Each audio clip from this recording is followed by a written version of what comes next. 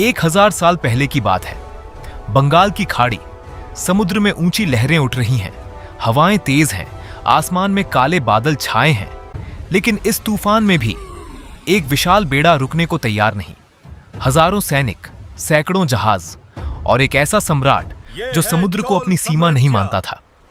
ये कोई यूरोपीय साम्राज्य नहीं था, ये कोई अरब खलीफा नहीं था, ये था भारत, ये था चोल साम्राज्य। आज हम उस इतिहास की बात करेंगे जो आपकी स्कूल की किताबों में नहीं था, उस सच्चाई की बात करेंगे जिसे भारत को सदियों पहले जानना चाहिए था।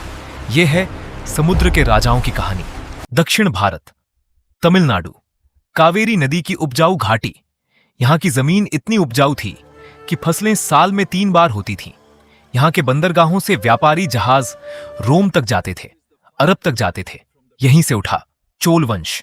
यह नाम इतना पुराना है कि सम्राट अशोक के शिलालेखों में भी मिलता है, यानी 3री सदी ईसा पूर्व से भी पहले। लेकिन इनकी असली शक्ति का उदय हुआ 9वीं सदी में, जब विजयालय चोल ने तंजावुर पर कब्जा किया और चोल साम्राज्य की नींव रखी। तंजावुर यह सिर्फ एक शहर नहीं था, यह था एक सपने का केंद्र, एक ऐसे साम्राज्य का सपना जो जमीन पर नहीं, समुद्र पर राज करेगा। लेकिन सवाल यह है, चोलों ने समुद्र की तरफ रुख क्यों किया?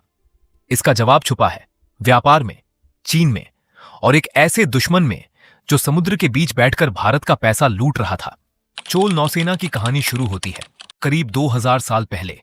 काराकाल चोल, 2री सदी ईसवी। इन्होंने कावेरी नदी पर बनाया कल्लनई बांध।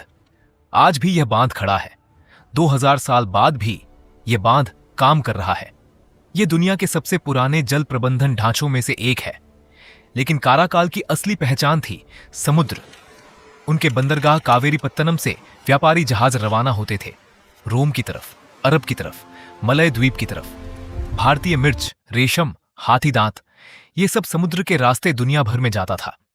काराकाल चोल ने जो नींव रखी, वही नींव सदियों बाद राजराज चोल और राजेंद्र चोल के हाथों महाशक्ति बनी।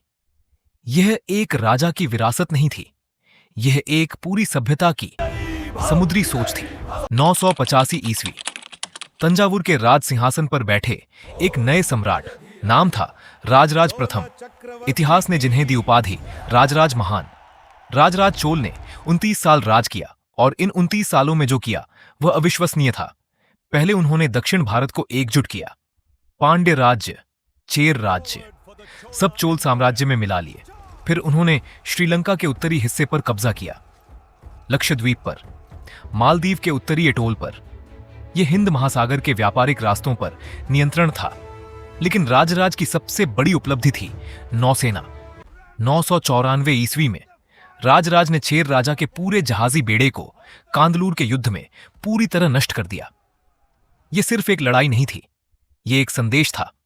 भारत के समुद्र पर अब चोलों का राज था और इसी राजराज ने बनवाया बृहदेश्वर मंदिर, तंजावुर का वह विशाल मंदिर जो आज भी खड़ा है, यूनेस्को वर्ल्ड हेरिटेज साइट। यह मंदिर नहीं था, यह राजराज की शक्ति का प्रतीक। 1014 ईस्वी, राजराज चोल का निधन हुआ और सिंहासन पर आए उनके पुत्र राजेंद्र चोल प्रथम। अगर राजराज महान थे तो राजेंद्र थे महानतम। राजेंद्र चोल ने पहले दक्षिण श्रीलंका जीता, जो उनके पिता नहीं कर पाए थे। फिर उत्तर की तरफ मुड़े, उनकी सेना बंगाल तक पहुंची। उड़ीसा, पाल साम्राज्य सब हारे। उन्होंने गंगा नदी से पवित्र जल लाया अपनी नई राजधानी के तालाब के लिए। यही उनकी उपाधि बनी, गंगैकोंड चोलन, यानी गंगा का विजेता। लेकिन राजेंद्र की सबसे बड़ी उपलब्धि अभी बाकी थी। उन दिनों भारत और चीन के बीच व्यापार था, सोने का व्यापार।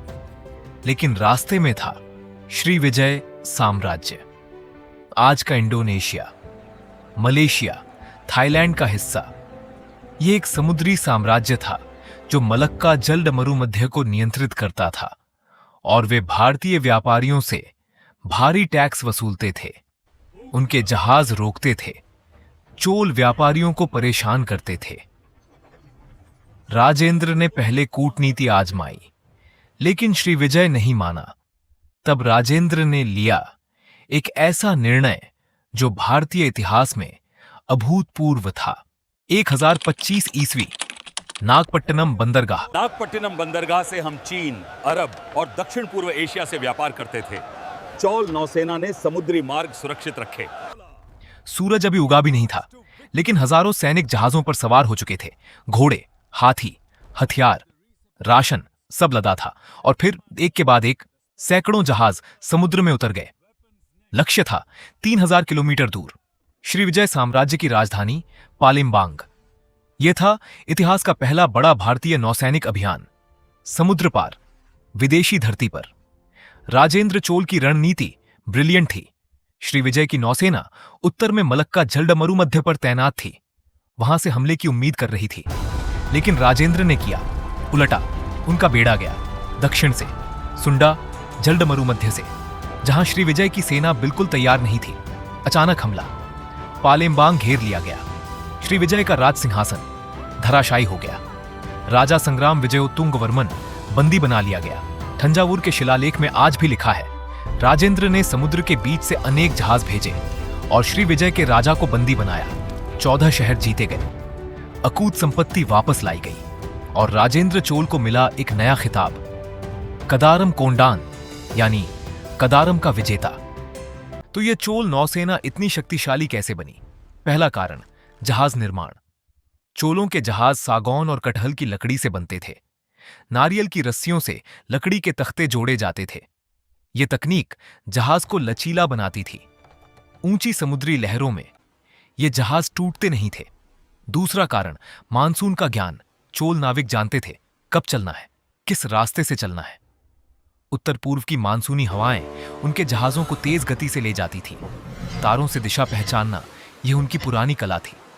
तीसरा कारण, व्यापारी संघ। अय्यावोले, मणिग्रामम, एन्नुरवर, ये थे शक्तिशाली तमिल व्यापारी गिल्ड। इनके जहाज और नाविक ही बने चोल नौसेना की रीढ़। सुमत्रा से लेकर चाइना तक इनका नेटवर्क था। चौथा कारण, रणनीतिक सोच। राजेंद्र ने जब श्रीविजय पर हमला किया तो अपने व्यापारी नेटवर्क की ही मदद ली। दुश्मन कहां कमजोर है, यह जानकारी पहले से थी। यह सिर्फ एक नौसेना नहीं थी, यह था एक पूरा मैरीटाइम इकोसिस्टम। तो आज के भारत के लिए चोल नौसेना क्यों जरूरी है? पहली बात, इससे यह साबित होता है कि भारत कभी एक जमीनी देश नहीं था। भारतीयों ने काला पानी से डरकर कभी घर नहीं बैठे। वे समुद्र जीतने निकले थे, वे एशिया का नक्शा बदलने निकले थे। दूसरी बात, चोल अभियान के बाद तमिल व्यापारी इंडोनेशिया, मलेशिया, थाईलैंड में जा बसे। आज इंडोनेशिया का नाम संस्कृत से आया है। इंडू और नेसिया, बाली का हिंदू कल्चर, थाईलैंड के मंदिरों की द्रविडियन आर्किटेक्चर, कैम्बोडिया के अंकोरवाट की नींव, ये सब चोल काल की देन है।